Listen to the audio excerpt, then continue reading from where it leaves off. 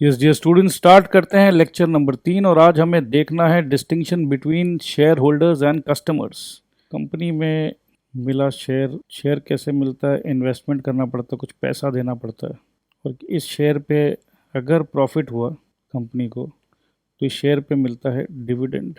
और रिस्क जो भी है, लॉस का रिस्क अगर है तो वो शेयर होल्डर का ही है। तो ये अपने पता कर लिए हैं कि शेयर होल्डर कौन होता है। शेयर होल्डर स्टेक होल्डर है। शेयर होल्डर एक स्टेक होल्डर है, ये मीनिंग आप समझ चुके हैं बहुत पहले। स्टेक होल्डर मतलब क्या भाई? मेरा इंटरेस्ट है, मेरे को बेनिफिट मिलना चाहिए। कस्टमर क्या है वो आप एकदम अच्छे से समझ चुके। कस्टमर स्टेक होल्डर नहीं है। कस्टमर तो ऑन द स्पॉट जाएगा, पैसा देगा, निकल जाएगा। तो स्टेक होल्डर क्या कस्टमर है? नहीं है। मगर शेयर होल्डर ने पैसा लगाया है तो shareholder of course stakeholder है। अब पैसा लगाया तो उसको इन्वेस्टमेंट बोलते हैं। तो ये एक नया पॉइंट है। क्या कस्टमर इन्वेस्टमेंट करता है? नहीं करता है। ठीक है, तो ये इंग्लिश में जो लिखा हुआ है मैं नहीं पढ़ रहा हूं, ये आप लोग खुद से पढ़ोगे तो भी हो जाएगा। ठीक है। डिविडेंड, डिविडेंड मतलब जो प्रॉफिट कंपनी ने कमाया, कंपनी अपने शेयर होल्डर्स को जो प्रॉफिट बांटता है उसका टेक्निकल टर्म है डिविडेंड। जब कस्टमर शेयर होल्डर हो ही नहीं सकता है भी नहीं, तो उसको काहे का डिविडेंड मिलेगा? नहीं मिलेगा। कस्टमर का कोई रिस्क नहीं है क्योंकि उसने पैसा लगा ही नहीं रखा कंपनी में। जिसने कंपनी में पैसे लगा रखा उसका रिस्क है। तो मेरे ख्याल से ये 4 पॉइंट आपको एकदम अच्छे से, मैं इस पर कोई कहानी नहीं बनाना चाहता हूँ क्योंकि ये ऑटोमेटिक है, ये कॉन्सेप्चुअल है। तो ये अपने को ऑटोमेटिकली पता है कि शेयर होल्डर स्टेक होल्डर है। क्यों स्टेक होल्डर है? What is the reason? क्योंकि उसने इन्वेस्टमेंट करके शेयर्स ले रखा है और क्योंकि उसने शेयर्स ले रखा है तो जब मुनाफा होगा तो उसको डिविडेंड मिलेगा और अगर लॉस हो गया, डिविडेंड मतलब है प्रॉफिट, ये रिस्क है लॉस का। तो अगर आप ऐसे समझ लो तो स्टेक होल्डर ने पैसा लगाया। कोई भी स्टेक होल्डर पैसा क्यों लगाता है? ताकि पैसा से पैसा कमा सके, पैसा से और पैसा कमा सके। अगर मेरे पास 1 करोड़ रुपया है तो मैं चाहूंगा ना कि ये 1 करोड़ 2 करोड़ बने। सिंपल सा बात है, राइट? अगर किसी कंपनी में मैंने पैसा लगाया तो कंपनी ने दिया मेरे को शेयर, उससे मैं बन गया शेयर होल्डर। बट मैं कस्टमर तो सामान खरीदता है भाई, वो पैसा थोड़ी ना लगाता, वो इन्वेस्टमेंट थोड़ी ना करता है। तो एकदम क्लियर है। तो स्टेक होल्डर, शेयर होल्डर जो है वो एक स्टेक होल्डर है। ठीक है। कस्टमर जो है वो स्टेक होल्डर नहीं है, नहीं है, नहीं है। ठीक है। तो स्टेक होल्डर ने इन्वेस्टमेंट किया, इन्वेस्टमेंट करने के वजह से अगर मुनाफा हुआ तो डिविडेंड मिलेगा, मुनाफा नहीं हुआ तो लॉस का रिस्क है। तो ये मेरे ख्याल से ये 4 पॉइंट एकदम अब आपके दिमाग में छप जाना चाहिए। तो difference between share holder and customer, ये 4 पॉइंट पे फोकस करना है, 1 2 3 4 पर। ये अंदर का मसाला जो है ये आप आराम से लिख लोगे। एक बार रीड कर लेना टेक्स्ट बुक को, आराम से लिख लोगे, ये मेरे को पूरा भरोसा है।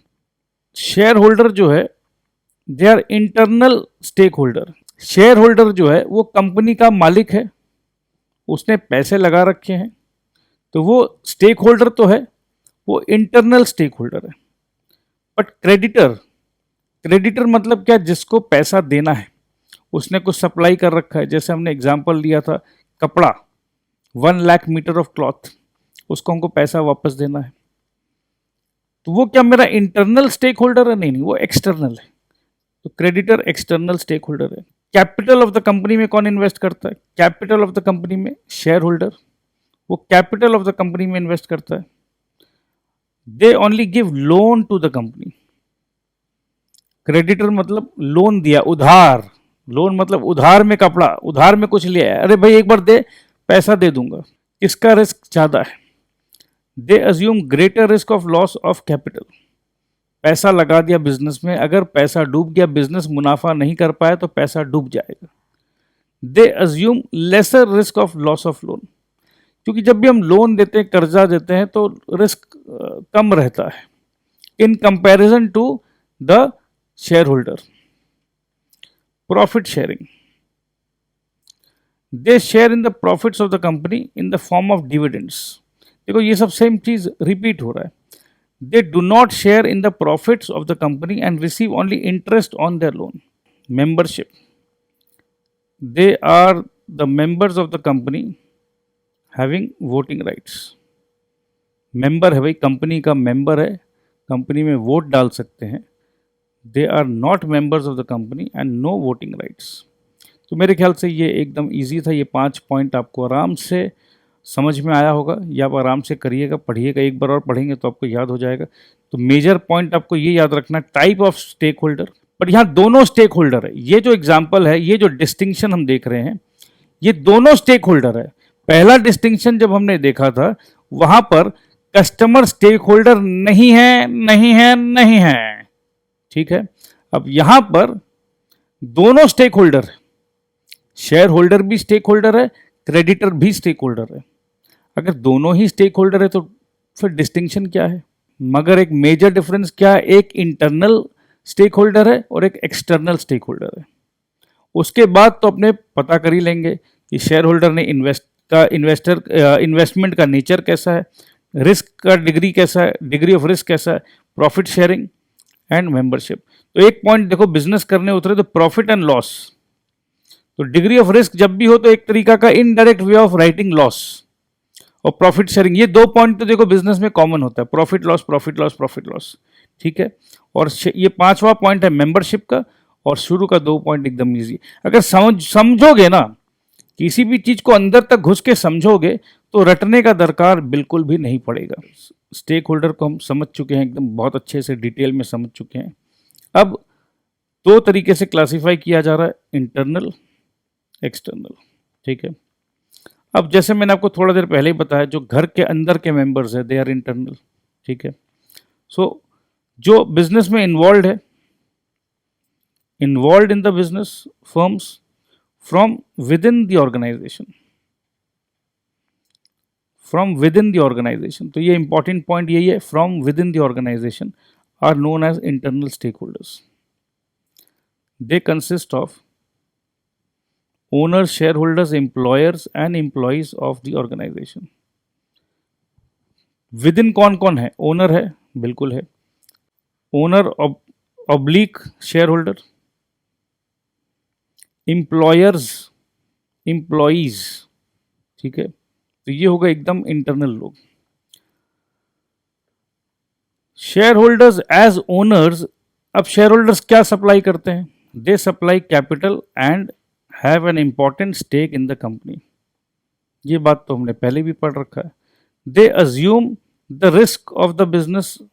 रिस्क ऑफ द बिजनेस मतलब ये जो कैपिटल लगाया है हमने, ये जो पैसा लगाया है, ये पैसा अगर डूब जाए, पैसा लगाया को मतलब कैपिटल लगाया. ठीक है. टेक्निकल टर्म है कैपिटल. ठीक है. सो ये रिस्क तो है, रिस्क मतलब लॉस. और अगर प्रॉफिट हो जाए तो देखो लिखा हुआ and participate in the profits. तो देखो लैंग्वेज को पकड़ो. ये जो किताब का जो लैंग्वेज है, ये सब कुछ बता दे रहा है अपने आप, स्टेप बाय स्टेप बता रहा है. बट हम लोगों को आजकल डर लगता है बुक से पढ़ने में. शॉर्ट नोट्स लिखा दीजिए सर, हम लोग रट्टा मार लेंगे. ये एकदम गलत है. ठीक है. तो एक बात बताओ, इंटरनल स्टेक होल्डर्स को रिस्क है किसका? लॉस का. अगर प्रॉफिट होगा तो मज़ा मारेंगे. तो ये प्रॉफिट एंड लॉस क्या ऐसी, उससे पहले बिजनेस को मैनेज करना पड़ता है भैया. ये मैनेज कौन करता है? वही internal stake holders. So overall management of the company, ये सबसे इंपॉर्टेंट है. सो इंटरनल स्टेक होल्डर का, जो कि शेयर होल्डर्स है, उनका पहला काम है, ये नोट में लिखिए आप लोग, कैपिटल सप्लाई करने का, सप्लायर ऑफ कैपिटल. दूसरा पॉइंट अब लिखिए रिस्क ऑफ बिजनेस, या अब लिखिए रिस्क ऑफ बिजनेस लॉस. तीसरा पॉइंट लिखिए पार्टिसिपेट इन प्रॉफिट्स. चौथा पॉइंट लिखिए overall management of the company. ये 4 पॉइंट है. ठीक है. Employer means one who offers employment to others. Employees, both managers and workers. Worker मतलब हो गए फैक्ट्री के वर्कर्स, फैक्ट्री वर्कर्स या labours. Provide the mental and physical efforts required for successful working of the enterprise. Their stake is also very crucial for regular and smooth functioning of the enterprise. तो कहने का मतलब है कि employees का भी बहुत बड़ा रोल है. In case the firm does not succeed they lose their jobs. अगर बिजनेस फर्म प्रॉफिट नहीं करता है तो भैया नौकरी चली जाती है. जब पैसा ही नहीं है तो क्या रखोगे, क्या करेंगे, तुमको रख के जाओ. If the firm makes very little profits they get low salaries and wages. Salaries किसको मिलता है? जो ऑफिस में काम करते हैं. वेजेस किसको मिलता है? जो फैक्ट्री में काम करते हैं. लेबर लोग को जो मिलता है उसको वेज बोलते हैं, और जो पढ़े लिखे लोगों को जो ऑफिस में काम करते हैं उनको सैलरी मिलता है. सो इंटरनल स्टेक होल्डर मेरे ख्याल से एकदम क्लियर हो गया. अब आइए देख लेते हैं एक्सटर्नल स्टेक होल्डर. ठीक है, तो इसमें मेन पॉइंट क्या है? Outside the organization are known as external stake holders. Creditor है, सप्लायर है. अब ये क्रेडिटर कौन हो गया एक तरीके से? क्या सप्लायर भी क्रेडिटर है? बिल्कुल है. जब हमको किसी को पैसा देना है तो वो मेरा क्रेडिटर है. तो कभी कभी डायरेक्ट किसी से पैसा ले लिया, लोन ले लिया, वो मेरा क्रेडिटर है. कभी किसी से उधार में सामान ले लिया तो भी वो मेरा क्रेडिटर है. सप्लायर जिसने मेरे को सामान दिया उसको मैंने पैसा नहीं दिया तो वो भी मेरा क्रेडिटर है. बट यहाँ अलग अलग लिखा हुआ है. ये सारा डिटेल्स में हम लोग पढ़ेंगे अकाउंट्स में. तो क्रेडिटर है, सप्लायर है, डीलर है, कॉम्पिटिटर है, गवर्नमेंट है, local community, media and the society. ये सब इंटरनल नहीं है, सब बाहर वाले हैं. मीडिया बाहर वाला, लोकल गवर्नमेंट, लोकल कम्युनिटी बाहर वाला, समाज बाहर वाला, सोसाइटी बाहर वाला, मीडिया बाहर वाला, क्रेडिटर, सप्लायर, डीलर, कॉम्पिटिटर.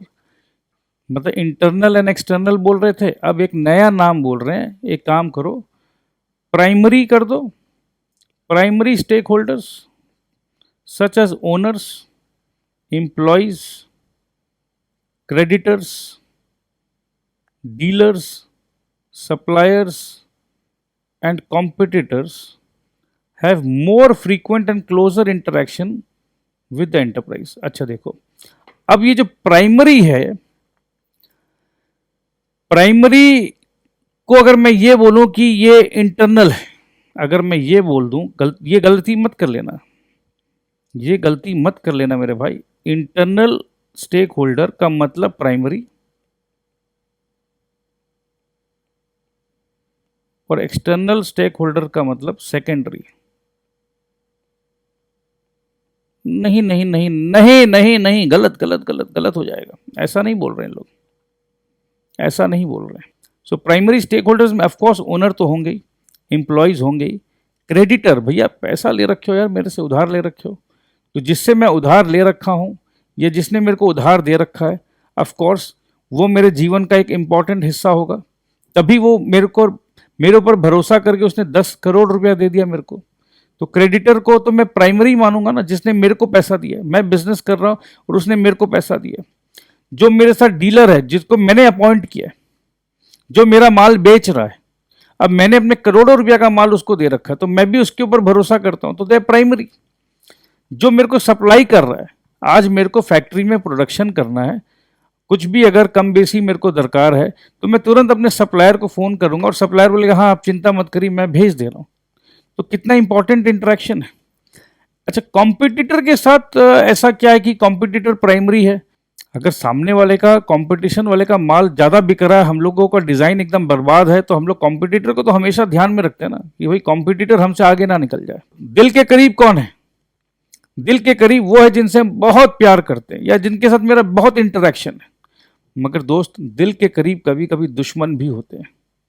जितना हम दोस्त के बारे में सोचते हैं, अगर किसी से दुश्मनी हो जाए तो दुश्मन के बारे में भी हम बहुत दिल से सोचते हैं. तो कॉम्पिटिटर यहाँ पर वो दुश्मन है जो कि प्राइमरी है. ऐसा नहीं है कि हम आराम से सोए में कॉम्पिटिटर के बारे में सोच ही नहीं रहे. नहीं, सोच रहे हैं और अपने दोस्तों के साथ डिस्कस करते हैं.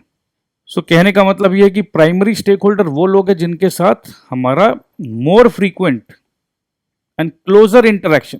मोर फ्रीक्वेंट एंड क्लोजर, तो इसमें 2 इंपॉर्टेंट पॉइंट है दोस्तों. कीवर्ड्स में बता दे रहा हूं आपको, लिख लीजिए.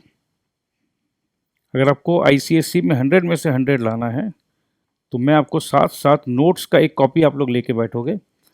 प्राइमरी में ये दो इम्पॉर्टेंट वर्ड है, फ्रीक्वेंट, दूसरा है क्लोजर इंटरेक्शन, ठीक है।